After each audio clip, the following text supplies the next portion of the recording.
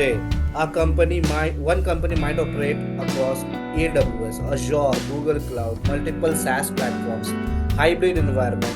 Talking about Environments an organization manages, the greater the chances that something gets misconfigured, something gets forgotten, something. They didn't choose multi-cloud choose them. The problem, fragmented visibility means fragmented threat detection. Security teams spend more time connecting information than analyzing yes, which leads to my favorite analogy, managing keys across clouds. It's like managing 500 vaults with no master visibility.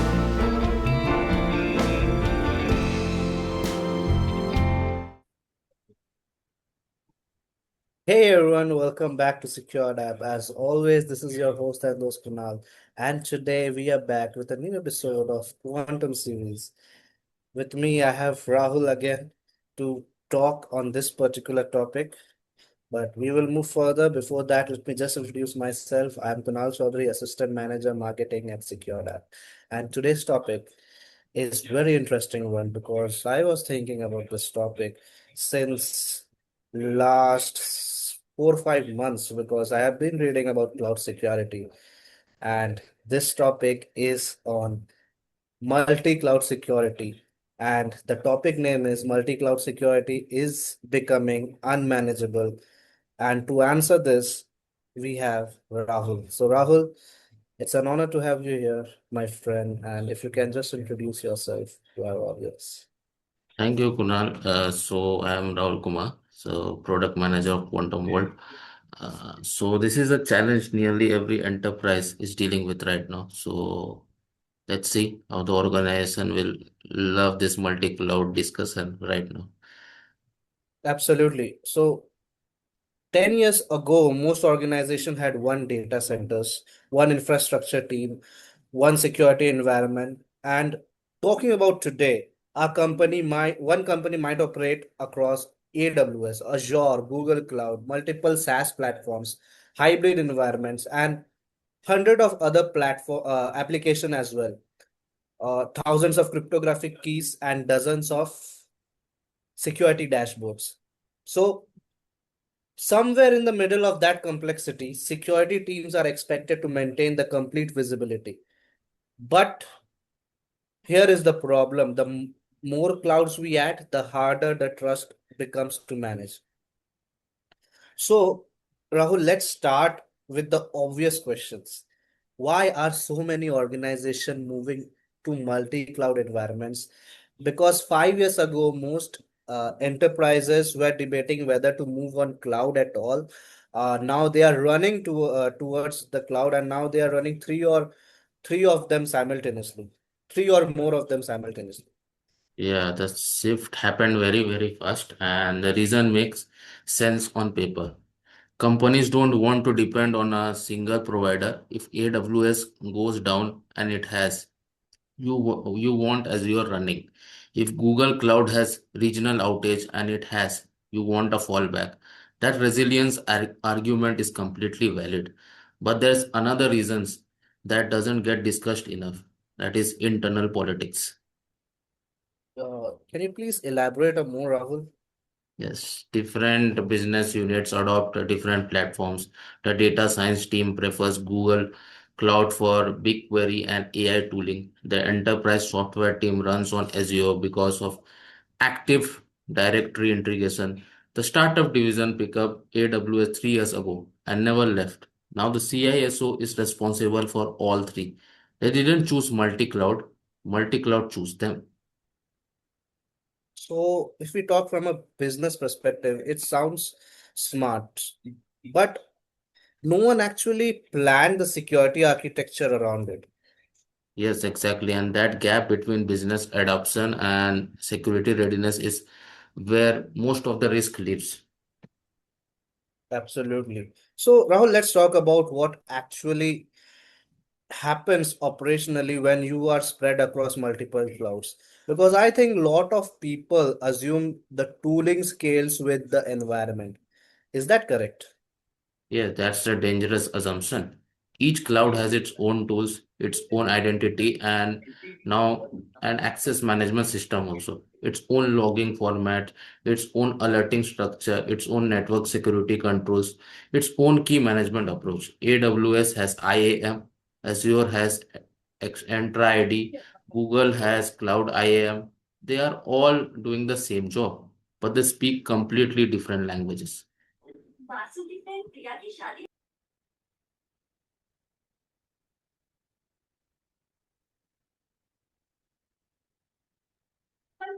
Sorry, Rahul, I was on mute. So I was telling, and a security analyst is expected to be fluent in all of them. Not just fluent enough to correlate events across all three in real time. And that's an enormous cognitive load.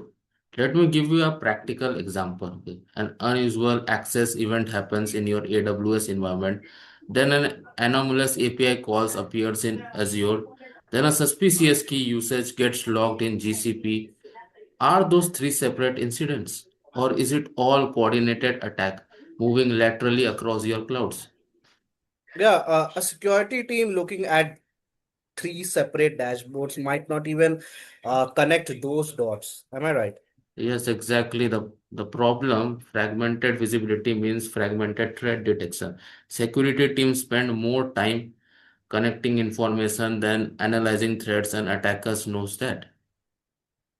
So I completely agree on that, Rahul. Uh, Going to more deeper on this version, let's talk about crypto keys because this is where I think operational complexity becomes almost unimaginable. Yeah, it is a part of multi-cloud security that rarely gets the attention it deserves. And it's one of the most critical point. Every cloud environment generates cryptographic keys, applications generate keys, services generate keys, even databases generate keys, identity system generates keys, and TLS certificates are keys. API tokens are keys, signing keys, encryption keys, and rotation keys. A mid-sized enterprise might be managing 10,000 to 50,000 cryptographic assets across their all environments. And each of these assets exist somewhere across different providers with different management interfaces. Yes, which leads to my favorite analogy, managing keys across clouds. It's like managing 500 vaults with no master visibility. Imagine being responsible for hundreds of vaults spread across different cities. Each vault has different locks and different controls, different monitoring systems and different administrators, and different rules about who can open what and when. Now imagine trying to answer one simple question: which vault contains our most sensitive assets? Most organizations can't answer that question quickly. Some can't answer it at all. And that's the uncertainty is itself a security risk. It's a massive one because if you don't know where your keys are, you don't know when they have been compromised. You don't know when they have expired. You don't know when rotation is overdue, and you don't know who accessed them last. So the audit trails breaks down completely. Yes, completely. Compliance team love asking for key management reports. And in multi-cloud environments, producing those reports often takes days of manual work. That's not governance, that's guesswork. Absolutely. So, Rahul, let's flip the perspective. We have been talking about what's hard for defenders, but what does this environment looks like when from an attacker's point of view? Attackers love complexity because complexity creates blind spots, and blind spots are where attacks live. The more environments an organization manages, the greater the chances that something gets misconfigured, something gets forgotten, something gets overlooked during a rushed deployment. So, what are the most common blind spots you see? The misconfigured storage buckets, that's still one of the most common causes of data exposure. Someone spins up a storage resource in a non-primary cloud, doesn't follow the same hardening procedures, leaving it publicly accessible. Unused credentials, test accounts, old service accounts, depreciated API keys, they get created during development and never deleted. They're still there. They are still there. with valid permission waiting. Excessive permissions, teams request board access during a project. The project ends, the permission stays. Orphaned keys, keys that were generated for a workload that no longer exists, but the keys are still valid, still routable, still potentially exploitable. So security teams aren't necessarily failing because they are incompetent. They are failing because the surface area has grown faster than their tools. Yes, exactly. A team of 10 security engineers managing three cloud is not the same as a team of 30. The math doesn't work, and most organizations haven't hired proportionally to their cloud expansion. Understood, Rahul. So, Rahul, I want to talk about the boardroom perspective because there is a real disconnect between what executives see and what security teams are dealing with. The executive sees the headline benefits, faster deployments, better scalability, reduce infrastructure cost, improve time to market, and those benefits are real and genuinely real. What they often don't see is the operational complexity growing underneath, the hidden security cost that doesn't appear on an ROI slide. Absolutely. And because nobody is putting increased attack surface on the business case. Nobody. But every new platform creates another layer that needs monitoring, another set of identity controls to configure, another collection of keys to manage, and another set of permission to audit, another potential attack surface to defend. The business case shows the cost savings, it rarely shows the security investment required to match it. So CISOs are constantly playing catch up.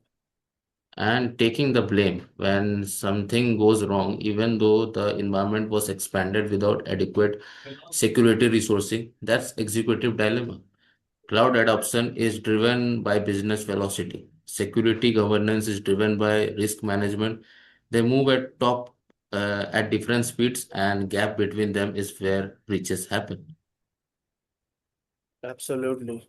So let's ground this uh, in reality, Rahul. What does a multi-security failure actually look like? Well, the pattern is usually the same. An attacker identifies a misconfigured resource, often a secondary or a territory cloud environment. The one that gets less attention, the one that was set up quickly for a specific project. They use that initial access to escalate the privileges. Then they move it laterally, not just within one cloud, across clouds, because identity boundaries between AWS and Azure and GCP are often not properly enforced. So you mean to say a breach in one cloud becomes breach across all of them? Yes, that's the worst case scenario, and it's happened. Multiple large enterprises have experienced exactly this, where an attacker used a misconfigured S3 bucket in AWS to ultimately access Azure hosted financial records. Yeah, because the trust boundaries weren't properly defined between environments. Yes, exactly. Cross-cloud identity federation is one of the most unpredicted security challenges. It requires deliberated architecture. Most organizations haven't done that work. Absolutely. So what does the solution actually look like, Rahul? Because I don't want this to end on a purely pessimistic note. Multi-cloud isn't going anywhere or away. So what does doing it right look like? Well, the goal isn't reducing innovations. The goal is building visibility into the architecture from day one, not retrofying it after the fact. There are five things organizations need to get right. First, centralized visibility. One pane of glass across all cloud environments, not three separate dashboards. A unified security operations center that ingest events from every cloud, normalizes them, and correlates them. Second, consistent identity governance. One identity policies that applies everywhere, not AWS IAM policy here and Azure RBAC there. So constantly auditable, enforceable identity and controls. So third would be cryptographic governance. centralized key management, know where every key is, know when it was last rotated, know who has accessed it, and know what it protects. That visibility has to exist across all the environments. And fourth, automated policy enforcement. Manual security checks don't scale in multi-cloud automated guardrails that detect and remediate the misconfigurations in real time. And fifth, and most importantly, security architecture before adoption. Before a new cloud platform goes live, the security architecture for that platform must be defined, not added later, but before. Yeah, because if you can't see it, you can't protect it. That phrase should be on the wall of every cloud operations center. Visibility is not a luxury in multi-cloud. It's a foundation of everything else. Absolutely. So, Rahul, I think that's a very insightful perspective that you have shared today with us. So, thank you for that. And any final words for our lovely audience out there? Yeah, thank you, Kunal. So, multi-cloud environments are not inherently insecure, but every additional cloud platform multiplies complexity, and complexity is where risk hides, I think. Absolutely, Rahul. And that's a powerful takeaway because modern security isn't just about protecting infrastructure anymore. It's about maintaining trust across environments that are growing more complex every year. Thank you for joining, Rahul. Thank you so much for giving us your precious time.